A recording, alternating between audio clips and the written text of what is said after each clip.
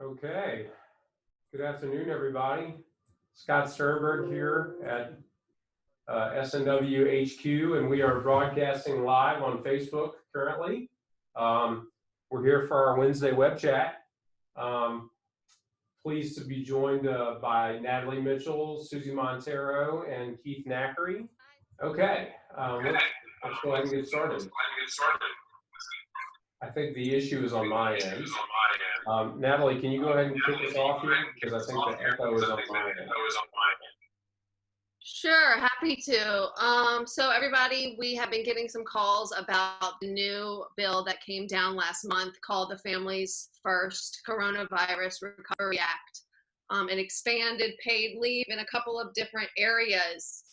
So we just wanted to basically do a little Q&A session with everyone who wants to join us. And if they can't join us, we'll probably post this on the website later.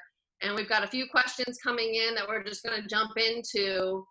And Susie and Keith are here to back me up, and Scott. So if you have any questions, send them in to Scott. He'll be looking for them, and I'm just going to jump right in. The first question we got is from someone that is concerned because their employer is not enforcing social distancing at their job. And even though they're not sick, they're scared to go to work. What are their options? The new law has expanded paid leave, which employers are required to give to their employees in 6 different circumstances. The first one would be if that person is under a quarantine order by their state government or their city government or some sort of governmental entity. The second situation is they're ordered by their doctor to quarantine, stay home, they're sick because of coronavirus. The third situation would be a person who is experiencing symptoms of coronavirus, and they're waiting for a doctor's visit or a doctor's orders as to how they should proceed, so they need to stay home. The next 3 groups are caretakers. The fourth area would be someone who's taking care of their kid because their school is closed or their daycare is closed, or if you're taking care of someone who is sick because they're under a quarantine order or they're sick with the coronavirus. There's also a 6th section, which is basically a catch-all for people who are experiencing symptoms. They haven't seen a doctor yet. They think they might have coronavirus, but they don't specifically fall under those categories of having been quarantined by a doctor. Those people are also going to be eligible for paid leave from their employer. What that means is you can get up to, you're required as an employer to provide up to 2 weeks of paid leave to your employees who are meeting one of those 6 circumstances. This law only applies to employers with 500 employees or less. So in this situation, an employee who's just concerned because their boss is not taking care of business or making them not feel super safe, they're not going to fall under these paid sick leave laws that have just been expanded. But there are issues that we can talk about as far as what their employer's duty is to keep them safe. And that was something Susie's been looking into, and I thought Susie might want to jump in and talk about that. If she's here. Unmute. Okay. Early on when this all started happening, I was under the impression that there was potentially some workers' compensation exposure for employers, and that if you got exposed at work and came down with it at work, that your employer could be subjected to have to pay for workers' comp benefits.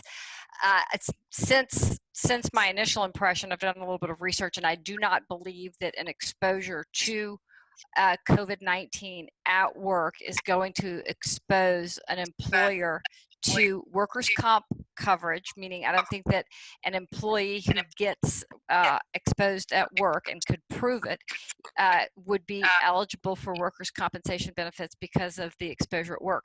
Additionally, I don't believe that based on the law in Louisiana, and particularly with regard to what entails an intentional tort, that an employee would be eligible to, or would be in a position to sue their employer in tort, meaning they could go outside of workers' comp in order to collect benefits in tort for being exposed at work to workers to COVID-19, particularly when we're dealing with an occupational disease, and what the law anticipates is a disease that is peculiar to your work, peculiar to the type of work that you're doing. For example, the easiest example would be mesothelioma, an exposure to asbestos.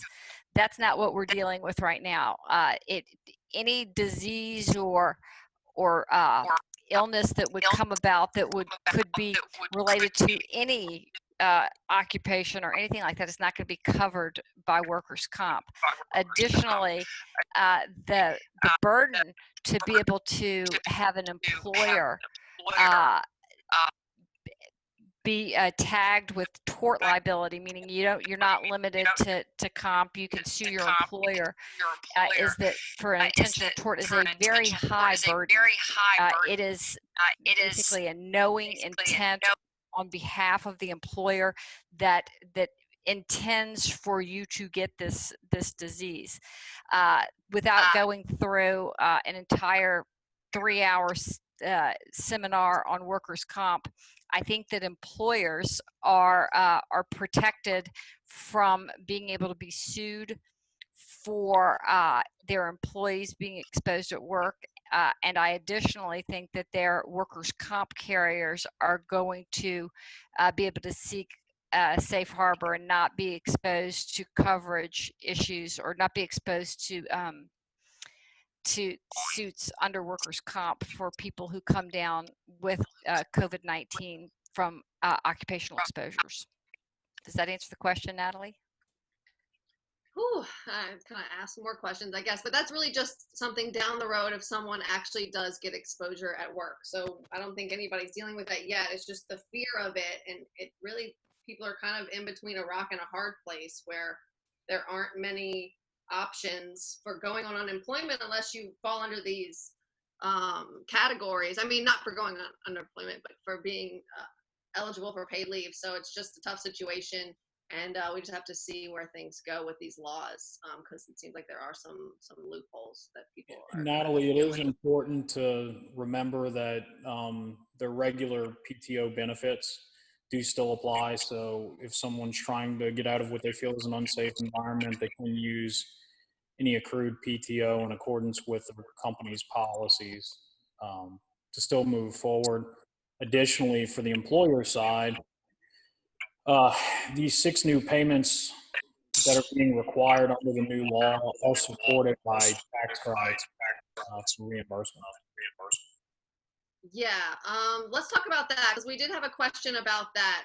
We had an employer who has been paying paid leave for somebody because they have an employee out with COVID. They were out for a week. They paid them paid leave. They understand they're eligible for tax credits for 100% of that, right? So how does that work, Keith? They just apply it like any other income tax credit yearly, Sure. or however? So these are refundable credits up as quickly as quarterly, but likely at least on an annual basis. There are also certain payroll tax deferrals that are available right now. It's very important though to understand how these credits and deferrals interact with other opportunities that are available under the CARES Act. A good example is if you're taking advantage of the PPP loan forgiveness, like most businesses are, the payroll tax deferrals may not be available to you. And by thinking they are, you may inadvertently trigger penalties and interest that will just end up costing you more money. So understanding how all the credits and deferrals interact with each other is very important.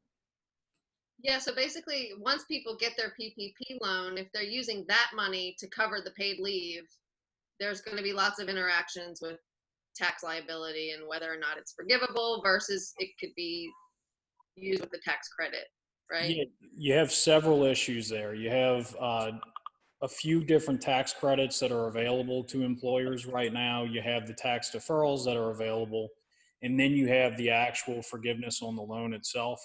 All three of those are separate issues that are constantly interacting with each other, and some exclude each other.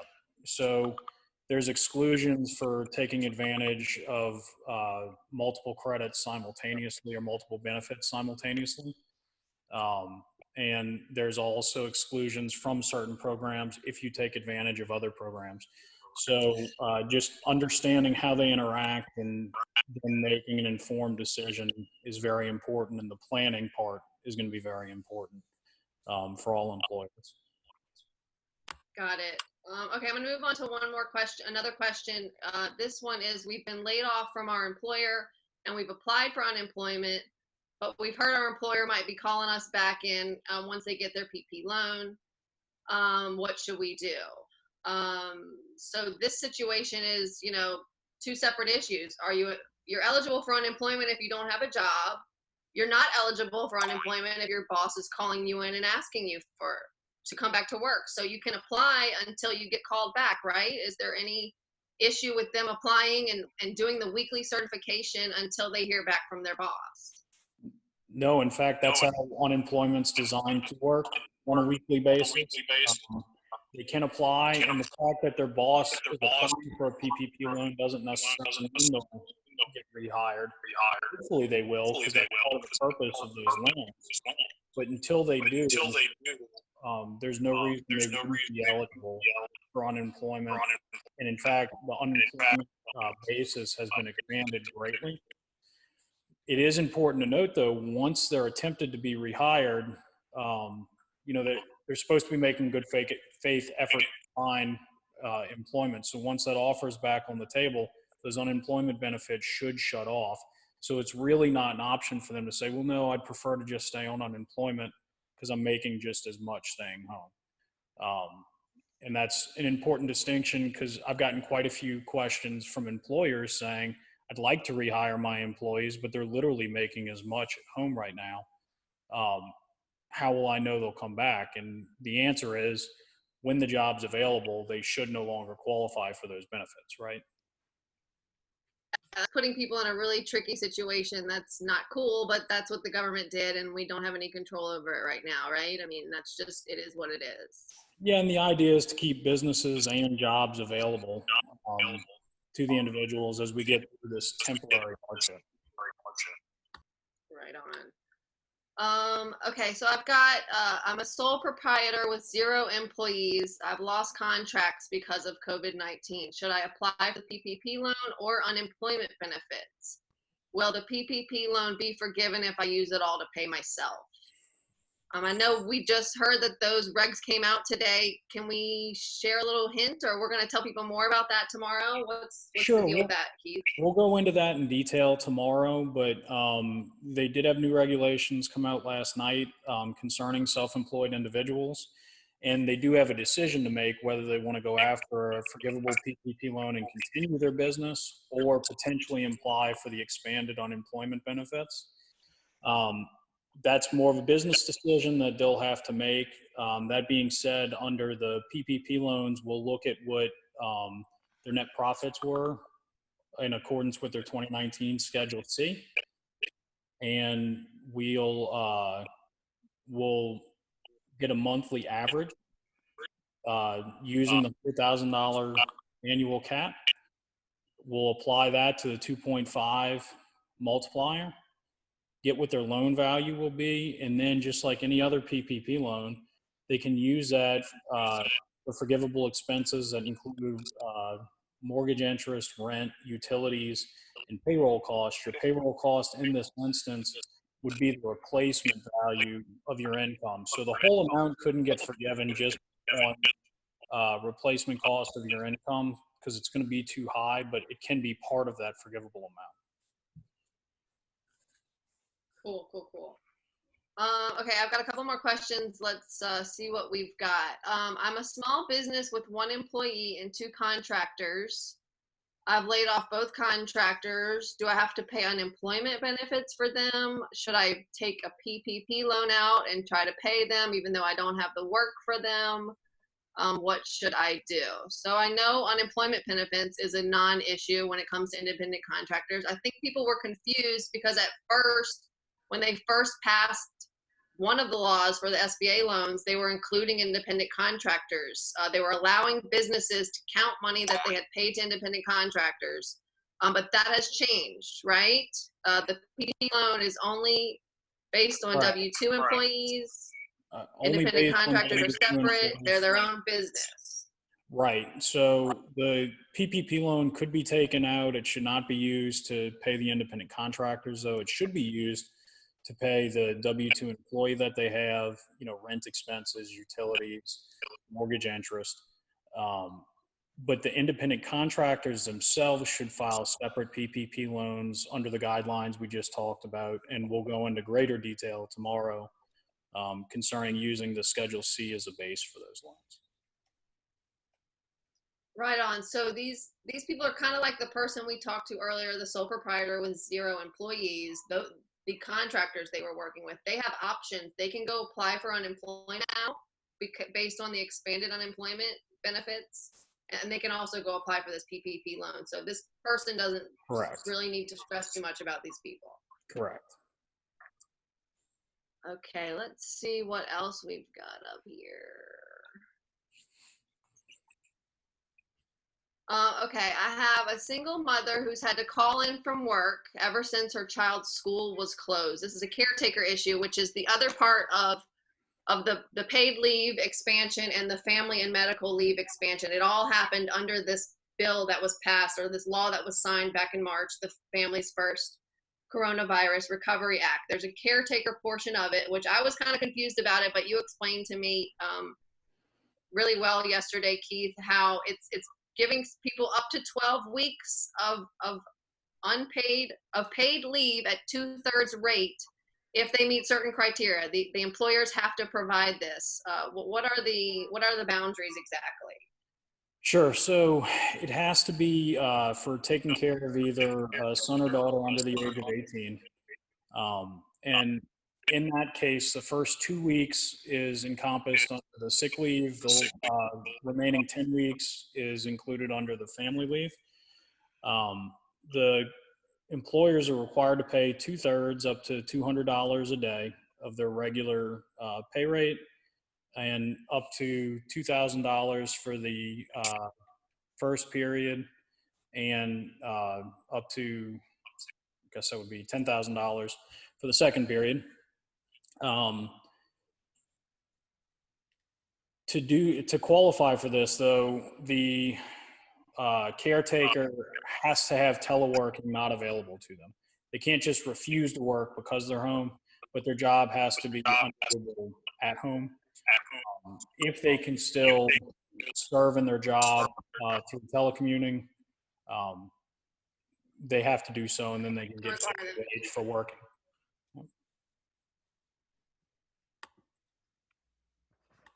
So this is just like the other paid leave stuff. There's a 100% tax credit for employers. They're required to do this, but they can get a tax credit for it. Correct. This is more of a cash flow issue than a actual expense issue. Right, exactly. Yeah, because people have to pay it. They gotta have the money to pay it. Let me see if we have any more questions. This has been really helpful information, I'm sure, for everybody. If anybody has questions, send them in. If we haven't gotten to them, we will, or we'll contact you via email or a phone call and figure things out with you guys if you have specific issues that we haven't touched on yet. I think we've covered the questions that I have so far. Let me see if there's anything else.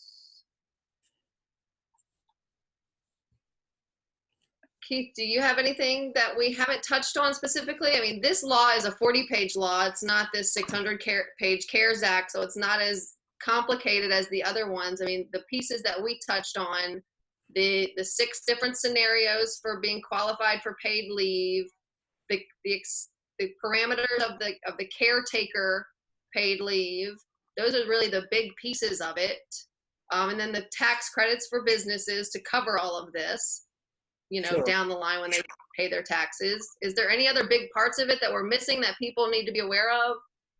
No, it's just, again, this in conjunction with the CARES Act has several opportunities that are available for both employees, employers, and the unemployed. It's important to get guidance on how all these opportunities interact with each other and can exclude each other to make informed decisions. And, we're available to assist with that. We will be going into some updates tomorrow, I believe at 10:30. Updates to the CARES Act, and in particular to the Paycheck Protection Program that we talked on briefly in this call, but we'll go into greater detail tomorrow. Awesome. Yeah, so tomorrow we're going to learn more about how PPP affects sole proprietors and independent contractors, which I know is really helpful. Like, I'm one of those people. I know a lot of my friends, some of them have put off the loans because they're just confused and they want to know what the standards are going to be, what exact documents they should be providing to these banks. So that'll be really interesting. I'm really looking forward to that tomorrow. Anybody who's out there listening, if you have more questions about paid leave requirements under these new laws, please give us a call. Any other aspect of the CARES Act, Keith has really been a great resource for all of us at the firm and for all of our clients. We're happy to talk to you guys no matter how big or small your business is or your issue is. So give us a call, look at our website. Everybody's contact info is on there. And our announcements for our more of these info sessions will be on our website. And if you get on our email list, you'll get frequent emails reminding you about it so you won't miss them. Thanks everybody for tuning in, and we'll see you tomorrow for the PPP chat. Have a good day. Thank you.